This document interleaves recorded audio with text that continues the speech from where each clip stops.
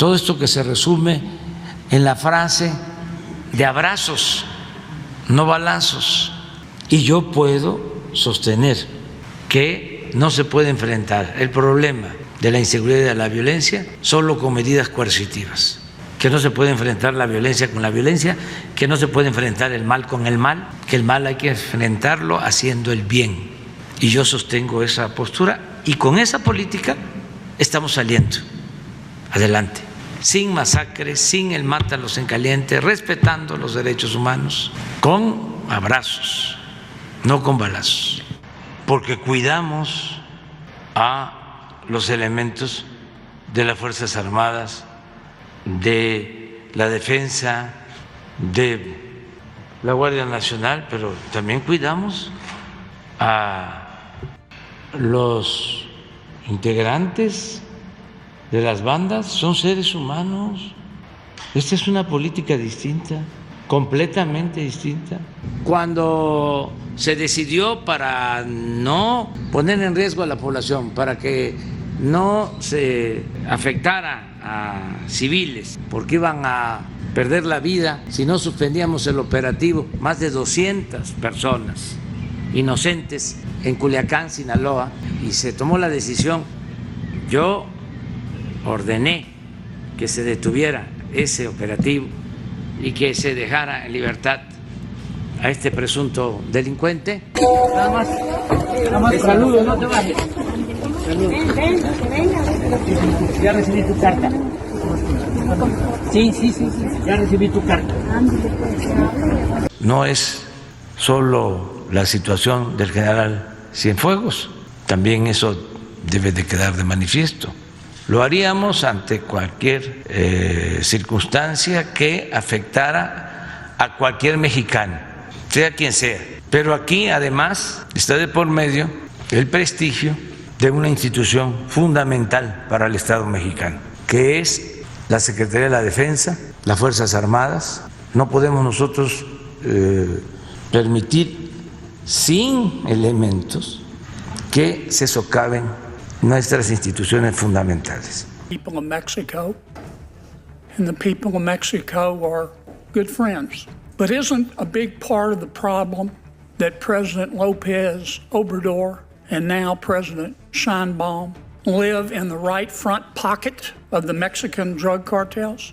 This bill won't punish addicts. It'll help. It's not going to help until President Lopez Obrador and President Sheinbaum get out of the pockets of the drug cartels.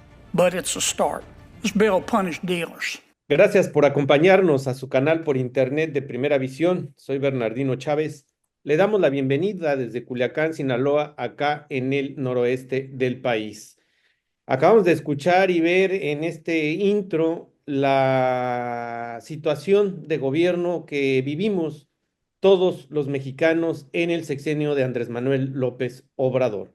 Acabamos de ver también lo que dice el senador Kennedy en relación a que tienen los cárteles mexicanos pues un peso específico, es decir, que están en los bolsillos de pues los gobiernos, están en los bolsillos de estos cárteles. Ante lo que acabamos de ver, bueno, pues no queda otra cosa más que pues reflexionar.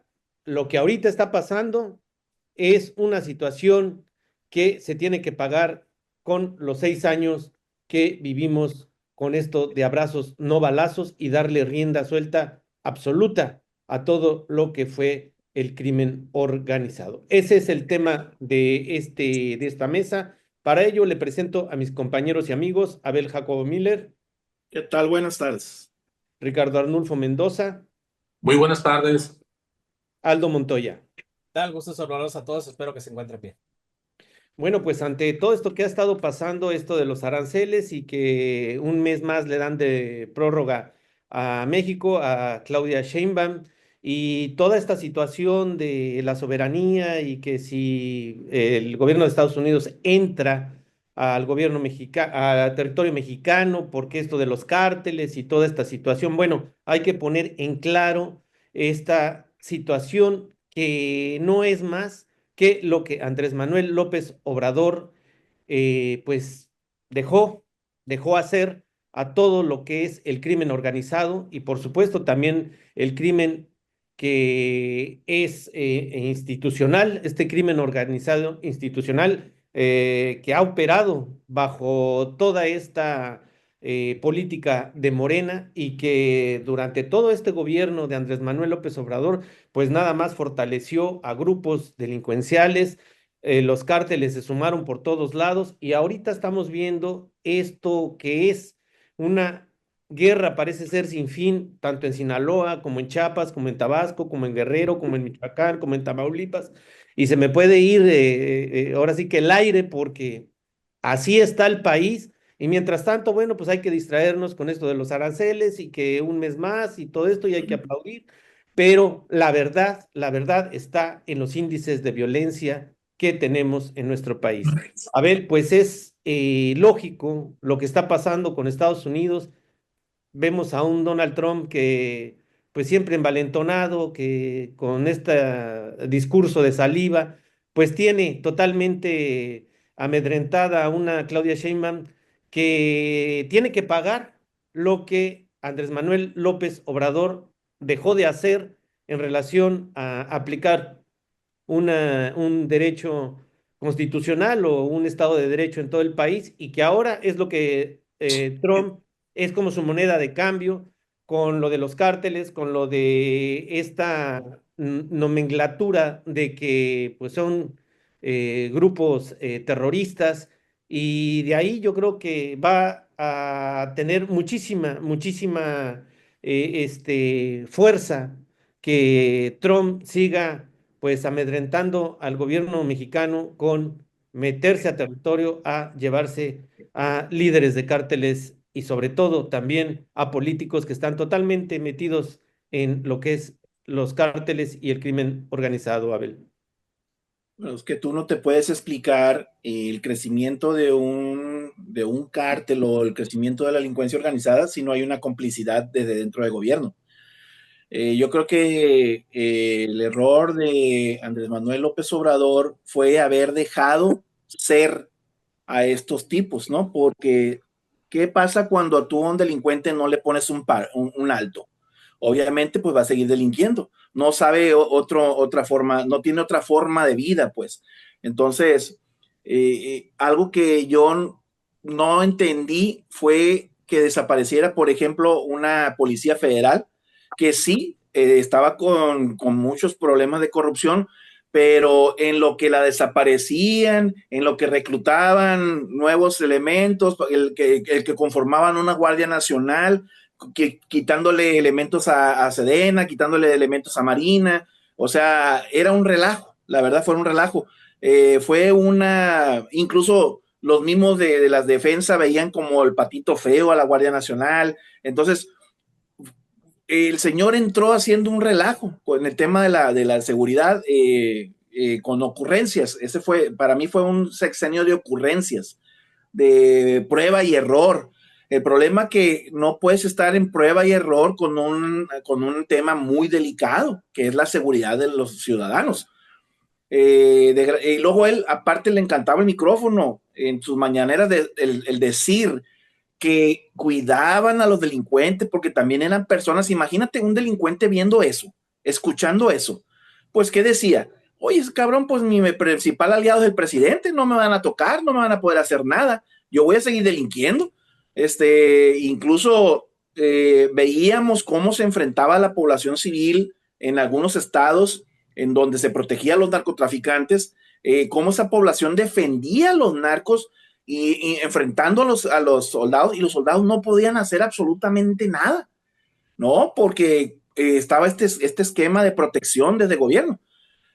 Yo la verdad sigo pensando que nos falta a nosotros un político de cero tolerancia, así como está en El Salvador, como Bukele, en el aspecto de que él sí entendió que a los delincuentes los tenemos que parar, se le tiene que parar en lo que empezamos con una nueva cultura de prevención, de culturizar a la gente, de educarlos a los muchachos, de los niños, etcétera. pero ahorita tenemos un problema grave en todo el país de lo que se dejó de hacer en el sexenio pasado, que ya se venía arrastrando de otros sexenios, ¿no?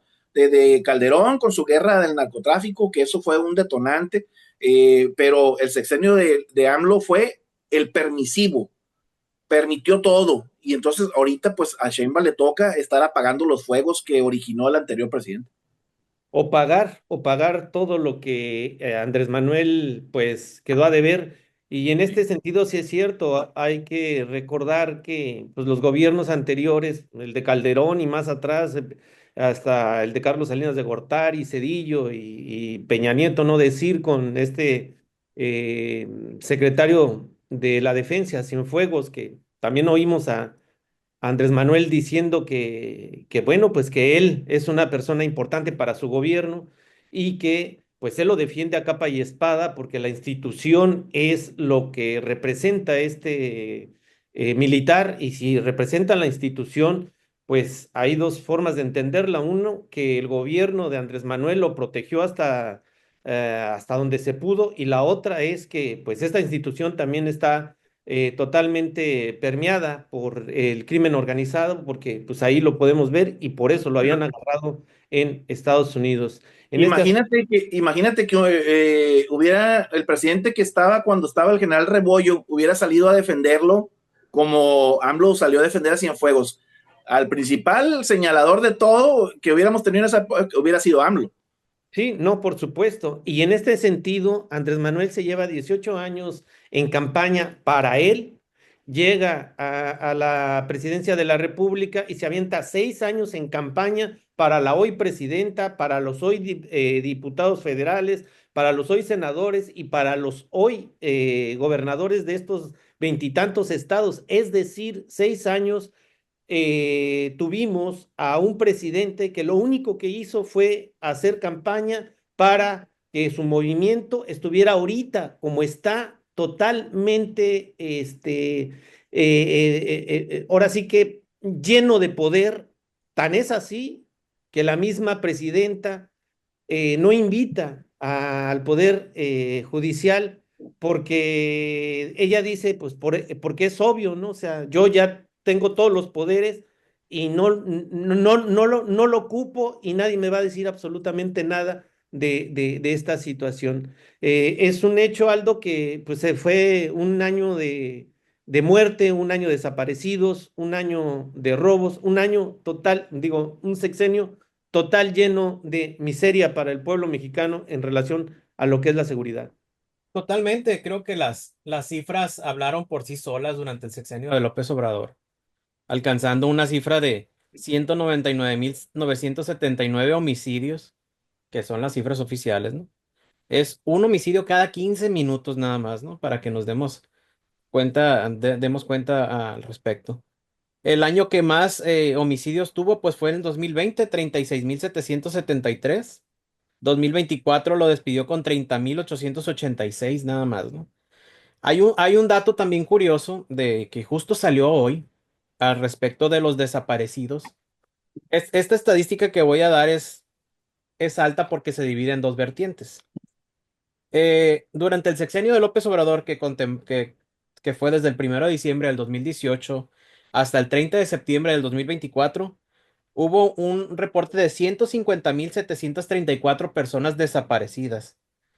El 34.88% fue de personas desaparecidas y no localizadas, y el 65.12% fue de personas localizadas, que es alrededor de 98.159 personas. Pero de esta numeralia de 150.000, 46.229 literalmente quedaron como desaparecidas. De esas sí no se ha sabido absolutamente nada. Y con Claudia Sheinbaum, pues vamos ahorita ya en 4.926 desaparecidos. Nada más aquí en Sinaloa estos son oficiales, ¿no? En Sinaloa llevamos casi 1.000. Entonces, creo que la herencia que dejó Andrés Manuel, pues sí, es algo que no, nadie explica cómo se permitió tanto. O sea, el presidente López Obrador, como lo vimos en los videos del intro, es los delincuentes tienen derechos humanos, se cuidan igual que a los militares, etcétera. Y hay algo, yo creo que hay algo muy importante que fue el que el presidente López Obrador hizo tanto poder, y es que, pues, como lo dijo en una mañanera, a veces los programas sociales son para comprar votos, ¿no? Entonces, ahorita, ¿cuántas personas no vemos en los bancos del bienestar afuera ahí haciendo fila? Porque diario se está registrando adultos mayores, jóvenes, que a través de las becas estas que según eran para sacarlos de las calles, al contrario, creo que ha habido más jóvenes que se han unido al crimen organizado. Entonces, pues en realidad no han servido de nada estas becas.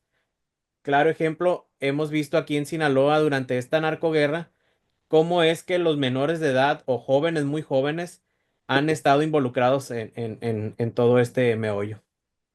En este aspecto, Ricardo, se multiplicaron los cárteles y las organizaciones del crimen organizado, se fortalecieron las que ya habían, como el cártel de Sinaloa, el cártel Jalisco Nueva Generación, el del Noroeste, y lo que más hubo fue esta colusión entre los gobiernos de Morena, estatales, municipales, federales, y el crimen organizado. Eso teniendo desde la presidencia, lo pudimos saber, como lo pudimos ver en el intro, hasta las presidencias municipales como Chilpancingo, como acá en Sinaloa y como en otros lugares que abiertamente pues se sentaban a platicar con gente del crimen organizado o los mismos gobernadores o en candidaturas decían que se debían de sentar para coordinarse con los grandes capos, y eso es, yo creo, la moneda de cambio, sin lugar a duda, de Donald Trump con el gobierno, con Claudia Sheinbaum, y que le permita exigirle lo que sea, poner soldados en la frontera, los aranceles y todo lo que se le ocurra a Trump acerca de todas estas locuras que a veces tiene Ricardo, el presidente de Estados Unidos. El presidente de Estados Unidos, Donald Trump, está sabiendo aprovechar los errores que ha cometido el gobierno mexicano para resolver los problemas que tiene ahorita Estados Unidos.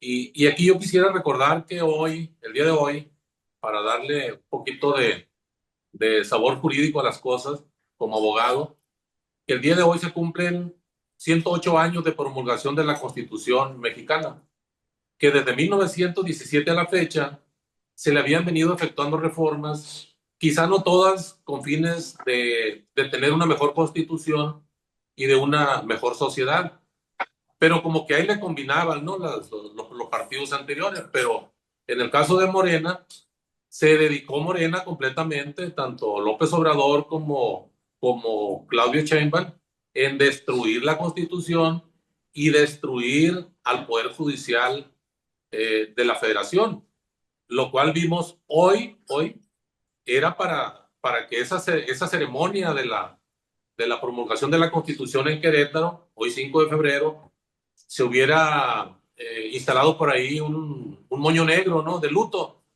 porque el que no haya estado presente el Poder Judicial de la Federación significa pues que para ellos ya no existe, ¿no? Ya no existe, ya lo asesinaron el Poder Judicial de la Federación. A la Constitución la convirtieron en una Constitución de silla de ruedas, inmóvil, no se mueve si no la mueve Morena o la Presidenta de la República. Regresando a Donald Trump. Donald Trump tiene experiencia como presidente, es la segunda vez que llega como presidente, y también tiene toda la información y vean qué bien empezó. Dos temas sencillos, concretos: migración y narcotráfico, en el tema de fentanilo. Y yo he visto que han estado manejando como que Claudio Sheinbaum se convirtió en una heroína porque consiguió que un mes suspendieran la aplicación de los aranceles a los productos de exportación de México hacia Estados Unidos. Yo no le Mandando veo ni... 10,000 soldados a la frontera, ¿no? Porque Sí, eso es una situación sí. totalmente Es en la contra de peor, Estado es de la Derecho. peor negociación que se ha hecho en los últimos años con los Estados Unidos. ¿De qué nos sirve que detengan un mes la aplicación de los aranceles? En un mes, lo que no han resuelto en 6 años de AMLO y lo que lleva Claudia, ¿creen ellos que en un mes van a resolver el problema del narcotráfico y el problema de la migración? Yo creo que ya casi se nos fue una semana y por lo menos aquí en Sinaloa vemos los mismos problemas que hemos visto desde que empezó la narcoguerra. Entonces yo no le veo no veo con optimismo esa negociación de la presidenta, porque en realidad salimos perdiendo. ¿Cómo es posible que nosotros le vamos a cuidar la frontera a Estados Unidos? Entonces puede decir Donald Trump, pues ya no tiene caso que construyamos la barda fronteriza, porque México me tiene ahí personas que, pagados por nosotros, 10,000 guardias nacionales, que los ocupamos en el país para que nos brinden seguridad, ahora los tienen vigilando la frontera para que no pase droga supuestamente y para que no se crucen personas de manera ilegal. Entonces yo creo que cada día debemos de estar más alerta los mexicanos, porque el gobierno actual nos conduce cada día a un abismo que puede ser mortal. Y tú lo decías ahorita, Bernardino, que lo mismo es que hablemos del gobierno federal que del gobierno estatal y de los gobiernos municipales. Y lo mismo es que hablemos de las Fuerzas Armadas federales, locales y municipales. El mismo presidente, si escuchan bien sus discursos, cuando dice el presidente que hay que proteger a la Guardia Nacional, a las fuerzas federales, incluyendo a la Guardia Nacional, y en vez de incluir al pueblo mexicano, incluye a los grupos de la delincuencia que dicen que tienen derechos humanos. Y entonces nosotros, ¿qué somos para él? Pues ya nos demostraron que no somos nada, porque en Sinaloa, lamentablemente, con un gobierno federal, con una fuerza, con unas fuerzas armadas, con una gran capacidad de resolver este problema, pues la verdad aquí en Sinaloa está lleno de policía. Yo encuentro a veces más patrullas que carros particulares, pero en cuanto abro el teléfono y veo que mataron a uno, que quitaron un carro allá, que levantaron a otro, y yo creo que esto nos debe de poner, como les decía, muy alertas para que nosotros mismos vayamos siendo más exigentes con las autoridades, porque los mensajes son completamente negativos para nosotros. Y esta forma de cambiar las realidades que tiene el gobierno de la 4T desde López Obrador, ¿no? Que él siempre decía que él tenía otros números y toda esta situación, pero vemos ahora una presidenta, una Claudia Sheinbaum, que dice no subordinación, y mandar 10,000 efectivos del ejército por una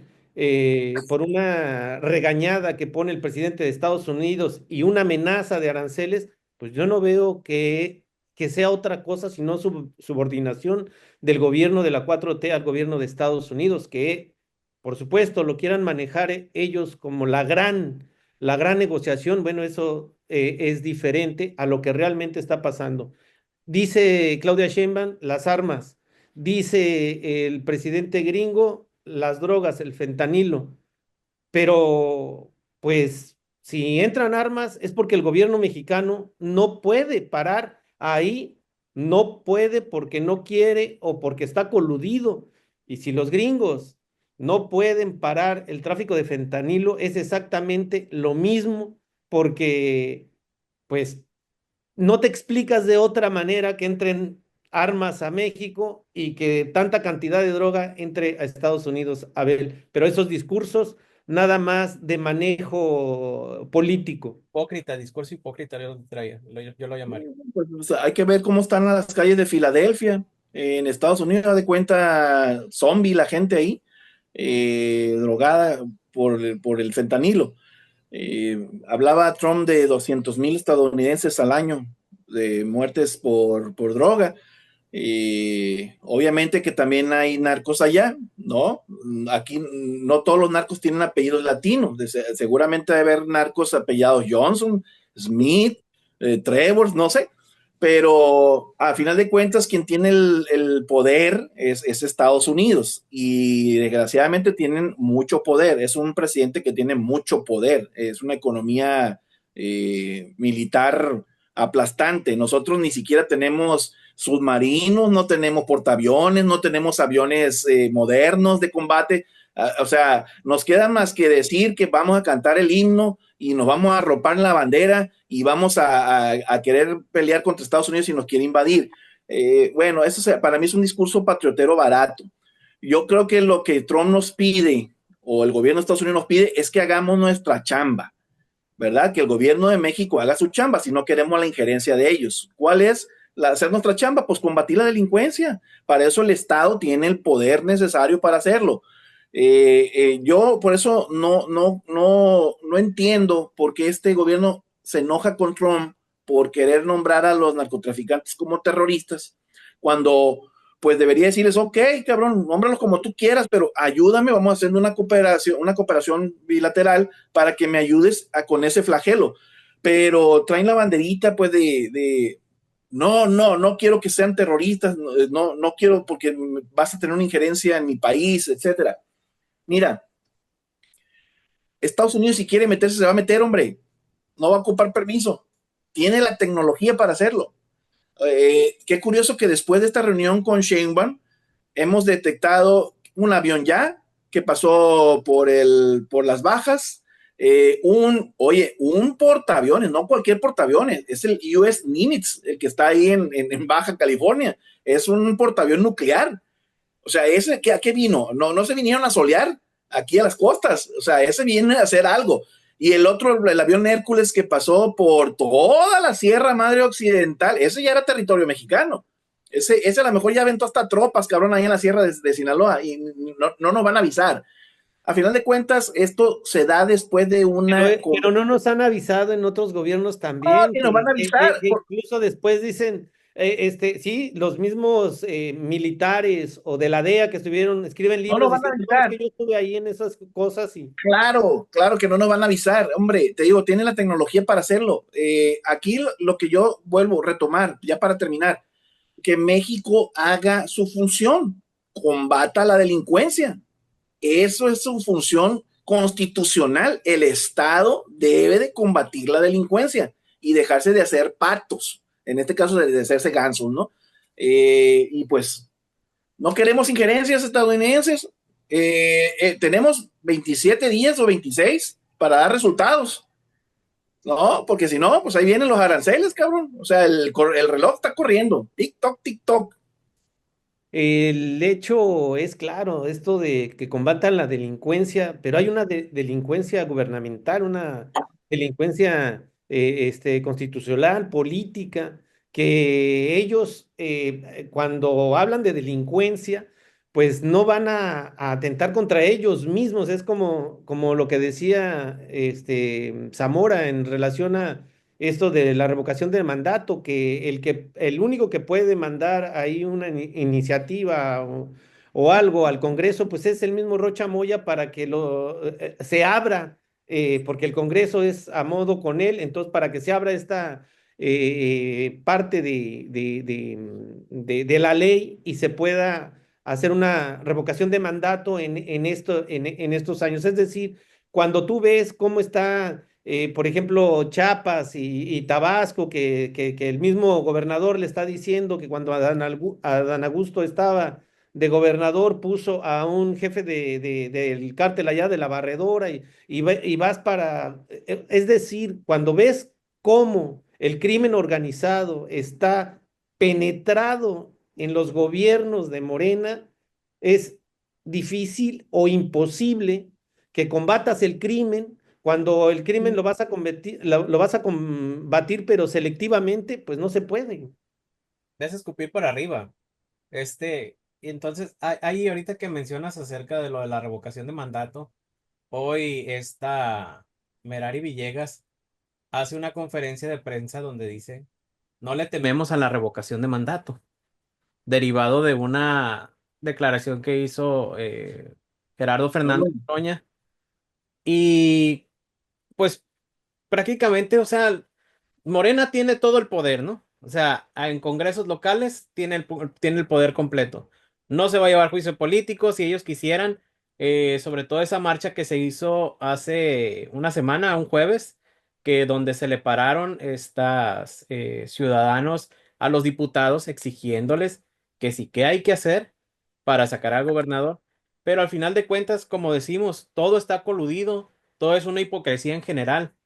Entonces, estos políticos es lo que mejor saben hacer, o sea, es darle a tole con el dedo a la población y por más que diga Merari, no, es que no le tenemos miedo a la revocación de mandato, como dijo Rocha, pues el pueblo, o sea, que el pueblo decida, o sea, y en este caso, por ejemplo, que decíamos, ya tocando lo del tema de Sheinbaum y de Trump, acerca de esos 10,000 soldados que enviaron a la frontera. Mi pregunta es, ¿no son esos soldados los que se supone debería haber en Sinaloa más o menos? O sea, con esos van a irse, se los van a llevar para allá, para la frontera. O ¿Cuántos estados los están sacando? Imagínate la logística de cuántos estados hay que quitar guardias nacionales para irlos a mandar a proteger. Licenciado, sobre referente, porque usted aquí es el abogado, sobre referente a lo que dice Noroña, de hablar sobre hacer una consulta ciudadana, ¿a poco serviría eso para volver a tocar el tema de la revocación? Claro que no, es que la revocación de mandato es un derecho humano que ya está contemplado en la Constitución. Que pues, especialmente, hay que decirlo, ¿no? El artículo 35 de la Constitución señala que es un derecho humano participar en el ejercicio de la revocación de mandato. Después de que se reformó la Constitución para que se estableciera esa figura democrática en su texto, se creó la Ley Federal de Revocación de Mandato, que se le aplicó a Andrés Manuel López Obrador en funciones. Por eso es que es inadmisible cuando alguien opina, y más siendo abogado, y que opine que no se puede aplicar la revocación de mandato a Rocha, es una aberración legal. Andrés Manuel López Obrador promulgó la Ley Federal de Revocación de Mandato en septiembre del 2021 y 7 meses después se le aplicó la Ley Federal de Revocación de Mandato a través de ese ejercicio. No se logró el 40% de la participación de la gente y eso ocasionó que prácticamente no fue ratificado López Obrador como presidente. Entonces dijo él que era mucho el 40% y propuso que se bajara al 20%. Pero en Sinaloa, ¿qué hizo el gobernador de Sinaloa? Cuando envía al Congreso la ley de revocación de mandato del estado de Sinaloa, él altera la cifra, el porcentaje, perdón, altera el porcentaje de participación de la gente para pedir la Ricardo, primero revocación. deja pasar mucho tiempo, o sea, dilata para homologar la ley federal con la ley estatal, dilata tiempo y ya después entra cuando sabe que ya no se puede aplicar. Lo hizo con toda la mala intención de después alegar que no se le podía aplicar. Pero ante la exhibida que se le ha dado en la sociedad, no hay que olvidar que el mismo gobernador presentó una solicitud al IES pidiendo que se le aplicara la revocación de mandato. Y cuando fuimos los ciudadanos los que pedimos la revocación de mandato, dijo, yo les ayudo a conseguir las firmas. Y todo eso está guardado. Por eso yo le hago una invitación a los sinaloenses.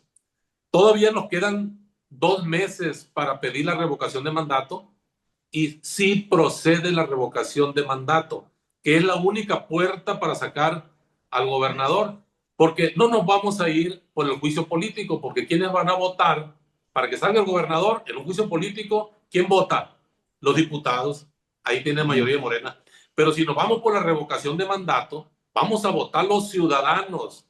Y si ya hemos visto en las encuestas que el gobernador de Sinaloa tiene un 20 y tantos% de aceptación, o sea, tiene casi el 80% de rechazo de la gente, pues es indudable que lo sacamos con la revocación de mandato.